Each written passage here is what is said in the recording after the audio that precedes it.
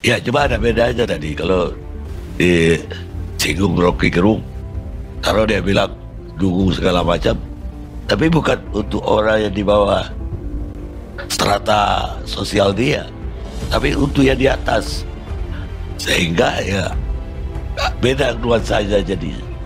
Apa tidak lebih berbahaya menyebut dungu orang yang di atas? Justru untuk publik mendukungkan orang di bawah itu yang terbalik.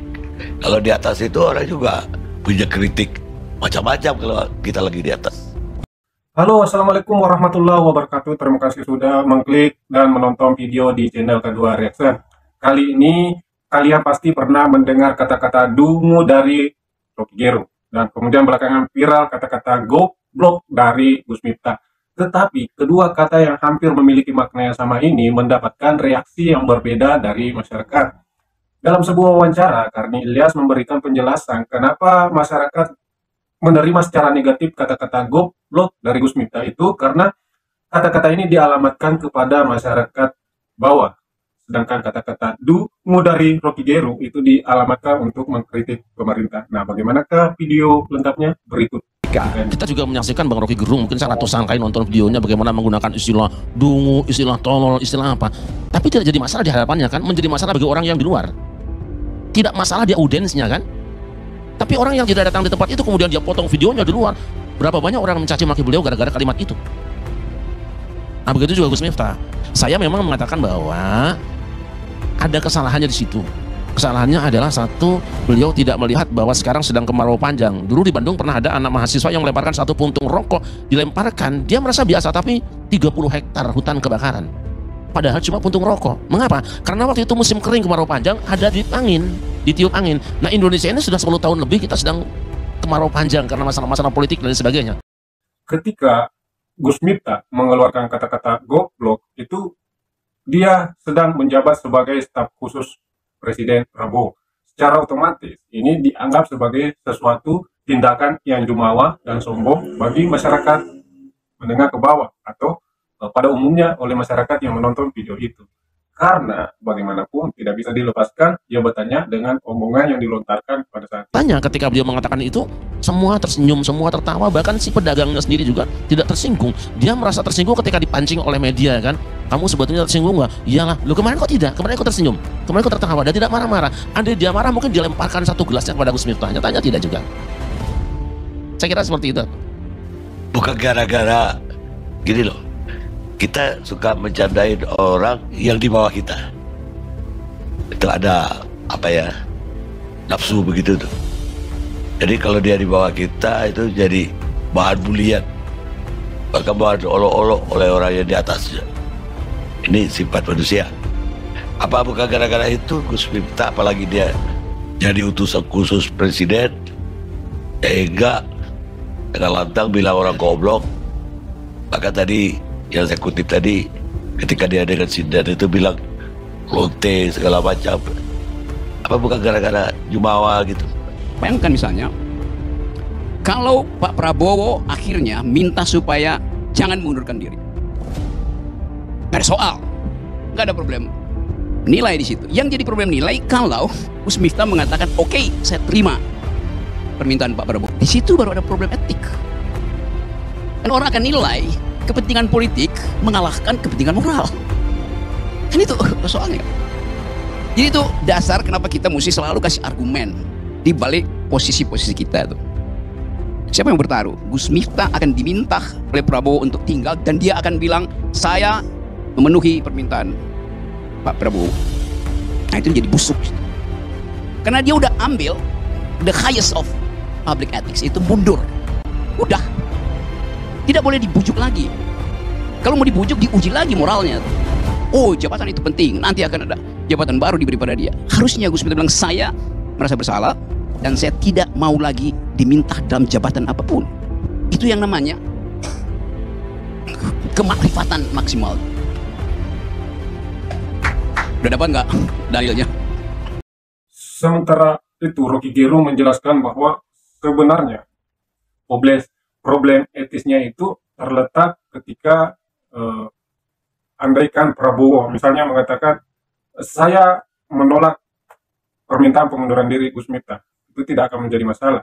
Yang menjadi masalah kemudian adalah ketika reaksi Gus Miftah, andaikan Prabowo mengatakan kata-kata seperti itu, dia mengatakan, oh saya menerima permintaan Prabowo dan saya akan tetap melanjutkan sebagai staf khusus presiden. Maka secara problem etik di situ letaknya. Berikut penjelasannya dari Rocky Gerung. Kasus ini juga ada patriarkisme. Gus Miftah secara tidak sadar di pikirannya, dalam pikirannya ada stok patriarki itu. Buat siapa? Yang nilai siapa itu? Ya bukan umatnya yang udah biasa dibercandain, tetapi bagi mereka spektakel ini, mereka yang menonton melihat bahwa oh ada patriarkisme, ada feodalisme ya pada Gus Miftah ya. Itu yang menimbulkan heboh sebetulnya. Secara teoritis begitu tuh. Ada misoginisme ketika menghina perempuan itu kan.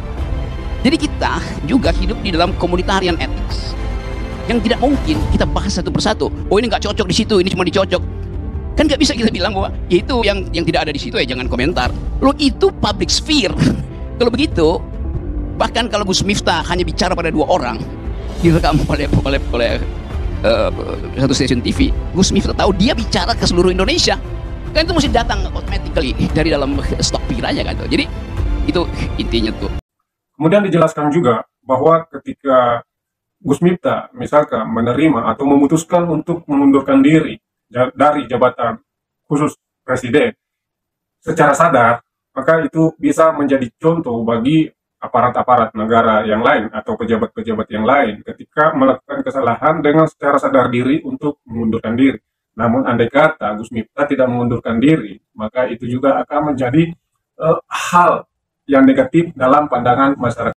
Yang ketiga adalah soal di belakang ini ada semacam kultur besar kita yang harus kita mulai papas, yaitu kita tidak punya semacam komunitas yang mengolah argumen.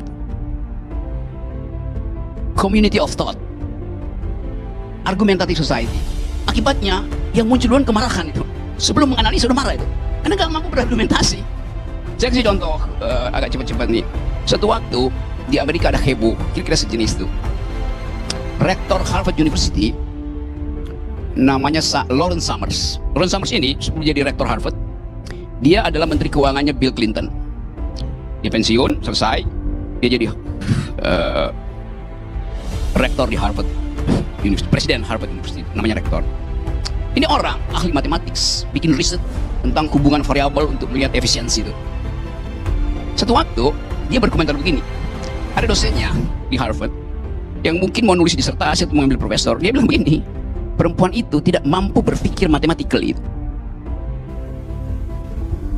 Lalu heboh di Amerika. Kalimat perempuan tidak mampu berpikir matematik. Sebelum dia terangkan bahwa dalam riset genetik memang laki-laki itu 10% di atas perempuan di dalam bidang matematik itu. Tetapi komunitas feminis Amerika tahu bahwa ini atau merumuskan bahwa ini adalah misoginis, membenci perempuan yang mau jadi ahli matematik. Kenapa begitu? Karena ada komunitarian ethics, bahwa jangan sekali-sekali ucapkan sesuatu dengan berbasis gender.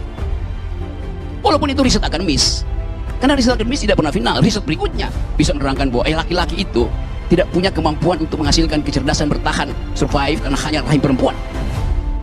Kemudian Rocky Gerung juga mengatakan bahwa meskipun ada alibi, ada alasan dari pendukung Gus Miftah mengatakan bahwa video itu dipotong-potong dan video itu bukan konsumsi publik, Rocky Gerung mengatakan bahwa meskipun itu ceramah diadakan di dalam komunitasnya Gus Miftah secara tidak sadar, bahkan jika dianalogikan meskipun Gus Miftah hanya berbicara dengan 2 orang, tapi dia sadar bahwa pembicaraannya itu direkam, pembicaraannya itu diliput oleh media, maka dia harus sadar bahwa pembicaraannya itu dikonsumsi oleh seluruh masyarakat Indonesia.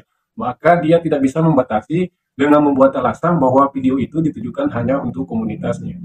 Oke, itu tadi penjelasan perbandingan kata-kata dungu dari Rocky Gerung dengan kata-kata goblok dari Gus Miftah. Nah, kalau menurut kalian, apa sih perbedaan mendasar kedua kata-kata ini sehingga mendapatkan respon yang berbeda di masyarakat? Padahal kita mengetahui bahwa makna kedua kata ini hampir sama, tapi pada kenyataannya reaksi yang didapatkan oleh Rocky Gerung dengan Gus Miftah itu berbeda. Nah, sebagaimana dijelaskan dalam video tadi bahwa Karni Ilyas menilai Rocky Gerung mendapatkan dukungan dan tidak terlalu mendapatkan sorotan sebagaimana Gus Miftah itu karena kata-kata yang dilontarkan itu berbentuk kritik kepada kinerja pemerintah. Sedangkan Gus Miftah mengalamatkan kata-kata itu kepada seseorang yang sedang mencari nafkah, kepada seseorang yang levelnya jauh di bawah beliau, sebagaimana kita ketahui sekali lagi bahwa beliau adalah utusan khusus presiden. Oke, kawan-kawan, teman-teman semua, jika ada komentar, ada pendapat, silakan tulis di kolom komentar. Terima kasih sudah menonton video ini. Wassalamualaikum warahmatullahi wabarakatuh.